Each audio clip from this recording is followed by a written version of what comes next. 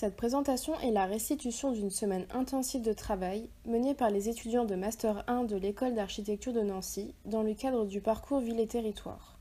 Le terrain d'étude a été la vallée de la Seille, rivière et affluent de la Moselle.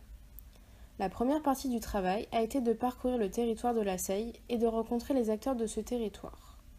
Nous avons pu rencontrer pendant notre visite Tiffany Garcia, doctorante et membre de l'équipe de l'INRA, Annette Jost, maire d'Haraucourt-sur-Seille, Geoffroy Despaqui, chargé de mission du syndicat de renaturation de la Seille, Julien Vautrin, producteur et membre de l'inventaire du Prévert à Dieuze, Jean-Marie Marchal, producteur et éleveur bio à Rééhan, et Laurent Paté, un des porteurs du projet de méthaniseur de Marsal.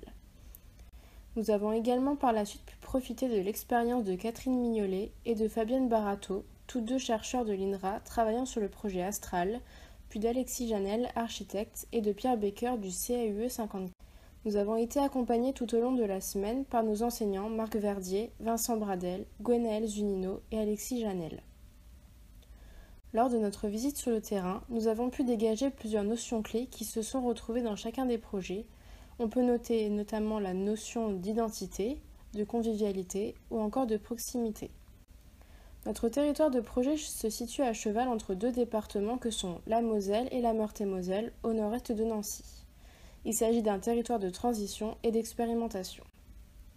La partie de la vallée de la Seille que nous étudions se situe à mi-chemin entre les deux parties qui composent le parc naturel régional de Lorraine. Il s'agit pour nous, à terme, d'imaginer que le parc étende son territoire pour intégrer la vallée de la Seille ainsi que son potentiel.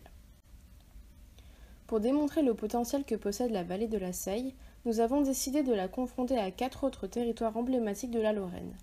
Nous avons choisi en l'occurrence Fleury, Mont-Saint-Martin, Rombas ainsi que les côtes de Toul.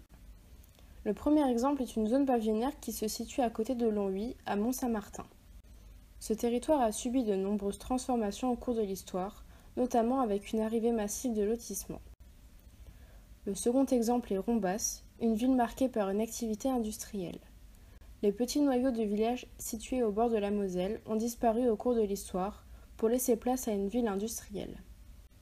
Le troisième exemple est celui de Fleury, qui est une petite ville située au sud de Metz, qui a également été marquée par un urbanisme résidentiel avec l'arrivée de lotissements.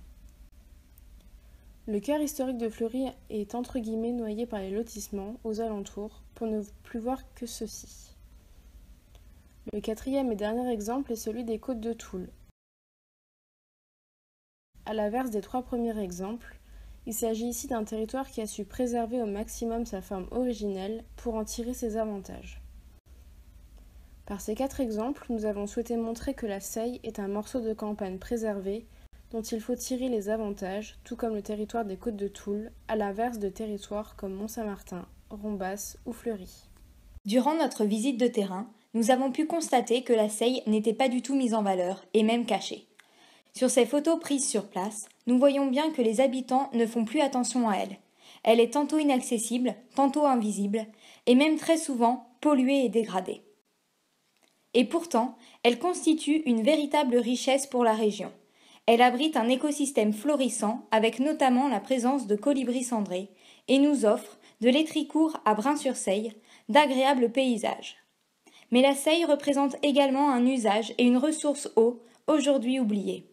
C'est comme si tous les habitants n'y prêtaient plus attention et avaient fini par oublier tous les atouts dont elle dispose. Sur ces anciennes photos, nous voyons bien qu'avant, la Seille était beaucoup plus mise en scène. C'était comme une fierté de se faire prendre en photo au bord de Seille. Elle était au centre de la vie des villageois. C'est justement cet esprit que nous souhaitons retrouver. La Seille est bordée par toute une série d'éléments remarquables, des châteaux, des églises, des ponts ou encore des moulins. Juste à côté, nous avons également la route départementale avec ses rangées de platanes qui fait écho à l'époque napoléonienne. Et tout le long de la rivière, on a pu repérer des endroits qui offrent d'étonnants points de vue sur la vallée.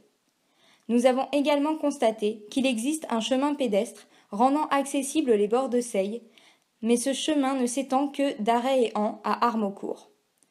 Notre idée est donc de prolonger l'accessibilité à tout le secteur, de l'Étricourt à Brain-sur-Seille. Ainsi, la Seille serait un espace public reliant tous ces éléments de patrimoine les uns aux autres. reliant les villages entre eux, et de cette manière constituerait un véritable espace partagé, porteur de diversité d'usages. Notre volonté est de remettre la Seille au cœur de la vie villageoise. La Seille peut donc devenir un espace public à elle-même, ceci ne va pas sans la notion de mobilité qui lui est associée et qui joue le rôle de connexion. Le territoire et les communes étudiées sont fortement influencés par une attractivité liée aux grandes villes alentours, notamment Nancy et Pont-à-Mousson. En effet, elles sont toutes quasiment reliées directement à elles par un réseau routier, comme on peut le voir sur les deux photographies, entre Noménie et Pont-à-Mousson, ou encore entre Aréhéan et Nancy. Ce lien s'explique par l'étude des courbes isochrones. Comme on peut le voir, l'agglomération nancéienne et la ville de Pont-à-Mousson sont accessibles en 30 minutes en voiture depuis le territoire d'étude. Cela semble être un temps de transport acceptable pour la plupart des familles pour se rendre au travail ou encore faire ses courses. La ville de Metz, quant à elle, demande 1 heure avant d'être atteignable. Si ce territoire semble alors être en lien avec les grandes métropoles alentours, il va sans dire qu'il est entièrement dédié à l'utilisation de la voiture. Le réseau de transport en commun est quasiment inexistant et les seules lignes reliant certaines communes étudiées, comme Brin-sur-Seille, Baie-sur-Seille, Lanfroy-Court, ne proposent pas des horaires satisfaisants pour les habitants. Ainsi, et sans surprise, la plupart d'entre eux optent pour la voiture, comme on peut le voir sur le graphique. Chaque foyer possède alors au minimum 2 voitures pour la plupart, et les transports en commun, déjà très peu utilisés, tendent à disparaître. De plus, ces villages sont complètement déconnectés, ce qui externalise la dynamique locale. En effet, les villages sont beaucoup plus liés aux grandes villes alentours qu'aux villages voisins, ce qui crée une véritable rupture. De plus, la Seille n'est traversée qu'en très peu d'endroits. Les ponts sont rares, et la plupart du temps, les villages viennent buter sur la Seille, comme on peut le voir sur la carte, et le cours d'eau joue alors le rôle de frontière, presque inaccessible. La plupart du temps, les villages sont éloignés de la Seille par des prairies qui se déploient sur la zone inondable, mettant alors les villages à l'abri des sinistres en cas d'inondation. Cependant, l'impression générale reste des villages déconnectés entre eux qui tournent le dos à la Seille, qui est alors vue comme une menace. Cependant, à divers endroits, la Seille est encore accessible et certains acteurs se battent pour lui rendre sa notoriété d'antan, notamment avec le maintien et l'entretien de chemins qui l'abordent. De ce fait, nous sommes en présence d'un réseau à réinventer, à retrouver. Premièrement, les ponts existants constituent un réel potentiel de lien. Ceux-ci permettent une connexion entre la rive gauche et la rive droite de la Seille en reliant les villages de Meurthe-et-Moselle et de Moselle. De même, certains aménagements, plus ou moins récents, sont là pour faire l'ébauche de ce qui pourra être à terme des infrastructures routières de qualité, notamment les alignements d'arbres pour annoncer les entrées de villages. De façon plus contemporaine, certains parkings de covoiturage commencent à voir le jour, comme à Chenicourt, ce qui invite le territoire à une transition écologique. Bien que discontinu et parfois difficile d'accès, le territoire présente de nombreux sentiers existants qui permettent de parcourir tantôt les bords de Seille, tantôt les espaces agricoles, tantôt les villages eux-mêmes. Ces chemins et sentiers constituent le socle d'agréables promenades pour les marcheurs, comme on peut le voir sur la photo du haut. De même, bien que certains villages butent sur la Seille sans possibilité de la traverser, ils possèdent un fort lien visuel avec le cours d'eau, grâce à une position en surplomb. Ainsi, ce lien déjà présent permet d'envisager un lien plus fort, notamment avec l'aménagement des rives, à la manière de Boris Boucher. Tous ces éléments déjà présents permettent d'appuyer un projet réalisable concernant la mobilité que nous allons maintenant présenter. Une des priorités est de retrouver un réseau local que l'on peut qualifier de dense et aimable. Dense car il est continu et permet de relier chaque village entre eux, autant grâce à des routes qu'à des chemins et des passerelles. Aimable car il ne s'adresse plus uniquement aux automobiles, mais bien à différents modes de transport, en donnant priorité aux piétons et aux vélos, avec des aménagements de traversée de villages, à la manière de Simon Tessou. Dans le souci d'une transition sociétale et écologique, il nous semble indispensable de repenser les modes de déplacement des habitants. Ainsi, le projet propose l'installation de bornes de vélos électriques dans chaque commune, comme on peut le voir sur le photomontage à la mairie d'Arréan par exemple. De plus, le projet propose d'installer de nouvelles lignes de bus avec des horaires réguliers reliant Pont-à-Mousson et Nancy à partir de communes stratégiquement choisies, à savoir Jean-Delincourt et Brin-sur-Seille. Tout ce processus a pour but de diminuer l'utilisation de la voiture dans le territoire et de faciliter l'accès aux transports doux et aux transports en commun. Concrètement, nous voulons bousculer positivement les habitudes des habitants. Nous voulons faire évoluer le modèle actuel, qui veut que tous les déplacements domicile-lieu de travail se font en voiture, pour passer à un modèle novateur qui implique différents modes de transport, comme on peut le voir sur le graphique. Ainsi, coexisteront deux réseaux complémentaires, un réseau interne et un réseau global. Illustrons ceci par des cas de figure.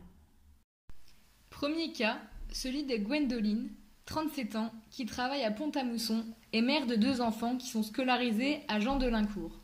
Avant, cette personne utilisait uniquement sa voiture et mettait 25 minutes à rejoindre son lieu de travail depuis son domicile. Une fois le projet réalisé, elle mettra 2 minutes de son domicile à la borne de vélo de sa mairie, avant de mettre 15 minutes à rejoindre le point d'arrêt, le regroupement scolaire et le pôle multimodal de Jean-Delincourt, puis mettra 20 minutes à rejoindre son lieu de travail en bus. Au lieu de 25 minutes, elle en mettra 35, mais ça lui permettra de déposer ses enfants au regroupement scolaire en allant au travail. Deuxième cas, celui de Marc, 31 ans, professeur à Nancy. Il mettait 35 minutes à aller de son domicile à Lanfroicourt jusqu'à son lieu de travail à Nancy. Une fois le projet réalisé, de la même manière, il mettra 3 minutes à rejoindre la borne de vélo de sa commune, puis 16 minutes à rejoindre le pôle multimodal de Brin-sur-Seille, et enfin 28 minutes à rejoindre son lieu de travail à Nancy en bus. En plus de diminuer son coût d'essence et son bilan carbone, il augmentera sa pratique sportive et la vie du village, tout en ayant la possibilité de passer au commerce de proximité à Brin-sur-Seille. Dernier cas, celui de Vincent, 53 ans, qui est un citadin. Il vit à Nancy et le week-end, il se promène dans Nancy en l'utilisant comme lieu touristique. Le réaménagement de la vallée de la Seille lui permet de varier les plaisirs lors du week-end. En effet, il pourra se déplacer jusqu'au pôle multimodal de Nancy, qui est à 6 minutes de son domicile, puis prendre le bus pendant 28 minutes avant d'arriver à Brin-sur-Seille, où il y a une borne de vélo. De ce fait, il pourra créer un parcours qui relie l'ensemble des petites communes afin de profiter de la campagne qui borde la ville de Nancy. Donc, on s'est intéressé à 3 villages particuliers qui sont Chenicourt, Arréan et Lanfroicourt. Et par exemple, pour Lanfroicourt, juste ici, à partir en fait des cartes anciennes de l'état-major, on s'est rendu compte qu'il y avait une lisière productive autour des villages. Alors ces lisières, elles correspondent à quoi? En fait, elles correspondent souvent à un ensemble de vergers ou d'espaces agricoles qui sont situés en pourtour du village et qui forment une lisière, donc une épaisseur finalement, autour du village pour éviter par exemple le mitage, l'expansion des pavillonnaires ou l'expansion ou l'externalisation plutôt des fermes des bâtiments agricoles. Donc on s'est intéressé à 3 villages particuliers qui sont Chenicourt, Arréan et Lanfroicourt. Et par exemple pour Lanfroicourt juste ici, à partir en fait des cartes anciennes de l'état-major, on s'est rendu compte qu'il y avait une lisière productive autour des villages. Alors ces lisières, elles correspondent à quoi? En fait, elles correspondent souvent à un ensemble de vergers ou d'espaces agricoles qui sont situés en pourtour du village et qui forment une lisière, donc une épaisseur finalement, autour du village pour éviter par exemple le mitage, l'expansion des pavillonnaires ou l'expansion ou l'externalisation plutôt des fermes des bâtiments agricoles. Donc pour Arréan, c'est la même chose. On a un système peut-être plus morcelé sur ce village de petits vergers en fait qui viennent créer une épaisseur autour du village. Et on observe la même chose pour le village de Chenicourt, où même si c'est un village rue, on observe quand même cette lisière tout autour du village et qui forme une véritable épaisseur. Donc le problème qu'on a actuellement, par exemple sur cette carte où on voit le village de Arréan, c'est qu'on n'a plus que par exemple deux vergers qui sont tout seuls et un ensemble de petits bocages qui viennent se relier autour de la Seille. Et finalement, on n'a plus du tout cette épaisseur, cette lisière qui formait en fait le village et qui formait sa limite. On observe également la même chose pour l'Anfroicourt, puisqu'on n'a plus que 4 vergers sur le village, et un ensemble d'espaces agricoles qui viennent plus ou moins se connecter avec le village, mais qui en aucun cas seront une zone de transition. Et enfin, la même chose pour Chenicourt, on voit carrément ici qu'il n'y a plus que 2 vergers seulement à l'entrée du village. Donc on a essayé de comprendre comment ça s'est passé.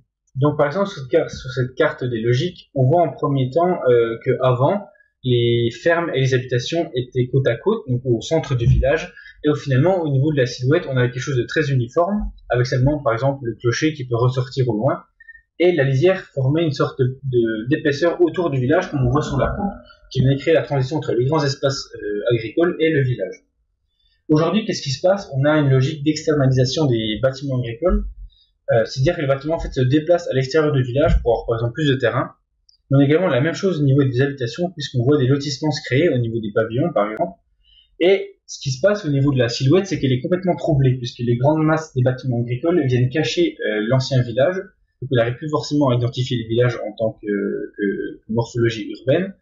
Et les pavillons, eux, viennent détruire la lisière, et du coup, il n'y a plus du coup cette transition entre les grands espaces agricoles et l'échelle urbaine. En tout cas. Donc, on a essayé de comprendre pourquoi les fermes sortaient. Finalement, en fait, on s'est rendu compte que la ferme traditionnelle lorraine, avec beaucoup de caractère, n'était pas forcément en adéquation avec l'évolution de l'agriculture aujourd'hui. Par exemple, les charpentes sont trop massives, prennent trop de place à l'intérieur des volumes, et du coup, on n'a plus assez d'espace pour stocker. L'accès se fait par des toutes petites portes, donc les engins agricoles d'aujourd'hui ne peuvent pas forcément rentrer. Et l'accès au niveau du bâtiment est un peu difficile. Souvent, il y a des escaliers, des terrassements, différents éléments et dispositifs qui ne permettent pas l'accès facile pour décharger ou charger différentes cultures. Donc, ce qui se passe aujourd'hui, c'est qu'on a une logique du bâtiment industriel, donc quelque chose qui, d'un point de vue architectural, est très médiocre, mais qui permet de développer facilement l'exploitation, puisqu'on a une structure très fine avec des grandes portées, offrant un grand volume à l'intérieur, donc beaucoup de stockage, des accès simplifiés par le biais d'un chemin tout simple, et des grandes portes monumentales qui permettent de rentrer les véhicules à l'intérieur. Donc finalement, à partir de ces bâtiments agricoles, on s'est dit, il ne faut pas les voir d'un mauvais côté, mais il faut les voir comme un nouveau potentiel pour créer une nouvelle lisière.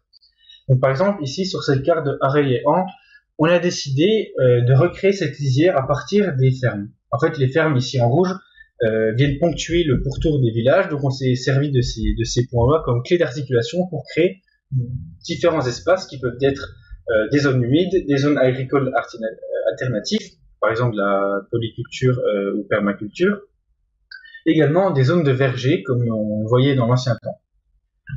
Également, on a décidé de donner accès à ce grand paysage, puisqu'aujourd'hui, par le biais des grands espaces agricoles, des grands champs par exemple, on n'a plus forcément accès en fait à ce paysage-là. C'était difficile de le parcourir, seuls les engins agricoles le parcourent, et encore souvent on arrive à des chemins cul-de-sac. Donc l'idée c'était, à partir de petits sentiers de promenade, de pouvoir reconnecter la lisière et pouvoir rendre accessible au grand public ce paysage. On peut voir différents dispositifs comme des pontons, des petits sentiers ou également des ponts, des passerelles ou des belvédères que pourrait accueillir le paysage. Enfin, on pourrait imaginer également différents dispositifs comme des parkings paysagers à l'entrée des villages qui permettraient de débloquer la voiture à l'intérieur des villages et avoir quelque chose de plus agréable pour le piéton.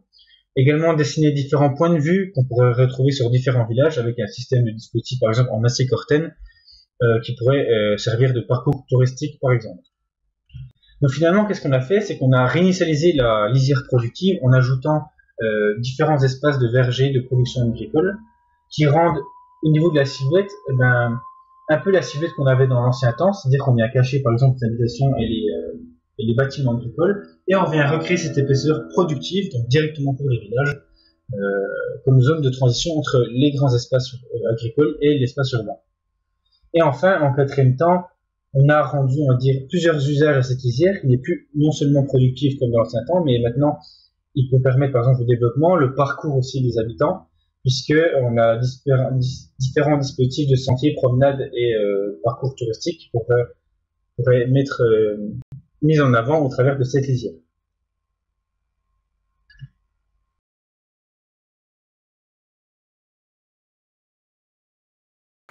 Lors de notre journée sur le terrain dans la vallée de la Seille, nous avons réalisé un état des lieux sur 4 communes qui nous serviront de communes témoins. État des lieux sur la vacance et la sous-occupation actuelle des fermes lorraines. Nous avons donc constaté que beaucoup de bâtiments étaient sous-occupés, voire inoccupés, et présente donc un fort potentiel de projet pour le développement de ces petites communes rurales. Potentiel qui n'est pas toujours perçu par d'éventuels futurs acquéreurs, souvent plus effrayés et dépassés par l'ampleur des travaux de rénovation à réaliser que intéressés par les qualités spatiales qu'offrent ces bâtiments patrimoniaux. Lors de notre journée sur le terrain dans la vallée de la Seille, nous avons réalisé un état des lieux sur 4 communes qui nous serviront de communes témoins. État des lieux sur la vacance et la sous-occupation actuelle des fermes lorraines. Nous avons donc constaté que beaucoup de bâtiments étaient sous-occupés, voire inoccupés, et présentent donc un fort potentiel de projet pour le développement de ces petites communes rurales. Potentiel qui n'est pas toujours perçu par d'éventuels futurs acquéreurs, souvent plus effrayés et dépassés par l'ampleur des travaux de rénovation à réaliser que intéressés par les qualités spatiales qu'offrent ces bâtiments patrimoniaux. Nous avons donc imaginé des perspectives d'évolution pour ces bâtiments agricoles sur 10 ans dans un premier temps, réhabilitant ces fermes en 8 logements locatifs, 6 logements intergénérationnels, une maison du numérique et un espace de coworking. Puis, dans un second temps sur 20 ans, faisant évoluer le projet de réhabilitation vers l'obtention de 22 logements locatifs, 10 logements intergénérationnels, une maison du numérique et 2 espaces de coworking. Nous avons donc mis en évidence une trop grande vacance de ce type de bâtiment. Pourtant, il représente beaucoup de potentiel, notamment au niveau architectural. Nous avons l'exemple ci-contre d'un bâtiment agricole qui a été détruit et à la place duquel on a construit 3 pavillons individuels standards. On peut donc se demander si la conservation et la rénovation du bâtiment existant n'auraient pas été plus judicieuses d'un point de vue patrimonial et architectural. Nous avons donc identifié 3 typologies assez courantes de fermes lorraines afin de vous montrer qu'il est possible de transformer judicieusement ces bâtiments pour répondre aux besoins des habitants des communes. De façon générale, ces fermes présentent toujours une partie réservée au logement et une partie occupée par l'agriculture avec des espaces de production ou de stockage. Ici, la partie habitation a été sous-divisée en logements locatifs et la partie initialement occupée par le stockage s'est transformée en espace de coworking. Prenons un autre exemple, celui d'un complexe de ferme plus important, beaucoup plus difficile à rénover de par les dimensions du bâtiment. Ici, nous proposons pour ce type de construction de complexifier le programme et d'en faire des espaces de rencontre, proposant par exemple un gîte rural relié à un habitat intergénérationnel par une grande terrasse d'été, le tout étant autonome énergétiquement car disposant de panneaux solaires. Enfin, nous avons voulu vous parler de ce qui nous semble pour nous être une maladresse de rénovation souvent commise par les particuliers. Cela intervient sur des corps de ferme plus petits, potentiellement plus faciles à rénover, mais où on observe que le patrimoine n'est pas respecté, comme vous pouvez le voir sur cette photographie. À nouveau, nous proposons pour ce type de bâtiment une transformation relativement simple, mais qui respecte cette fois-ci les formes architecturales initiales. L'objectif de cette 6e partie est de comprendre l'identité et le patrimoine actuel du territoire afin de rechercher le devenir de ce patrimoine. On remarque que ce patrimoine s'appuie essentiellement sur la Seille, sur laquelle des infrastructures agricoles et paysagères en découlent, ainsi que des routes et des chemins. Ceux-ci forment une silhouette identitaire du territoire, avec ici les 3 villages visités, qui forment un paysage de toitures, d'églises, de clochers, de fermes ou encore d'agriculture. Cette silhouette s'exprime également en paysage intérieur, dont l'usage et les perspectives ont évolué dans le temps, avec à l'époque l'usoir, qui était comme une grande place commune. Ceci est devenu aujourd'hui une simple rue passante, enfin une route passante, avec des trottoirs qui ont essentiellement pour usage des parkings. Peut-être que plus tard on pourrait retrouver cet espace commun ainsi que des jardins communs.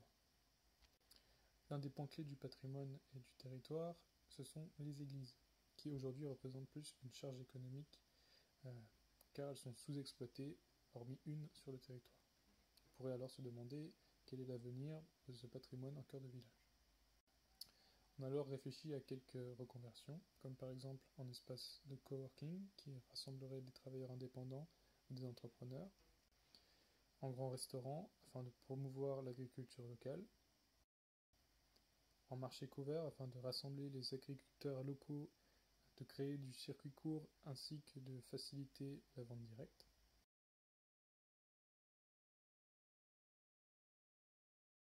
En bibliothèque afin d'apporter plus de culture et de fréquentation au lieu, en librairie ou encore en projet un peu plus fou, en skatepark.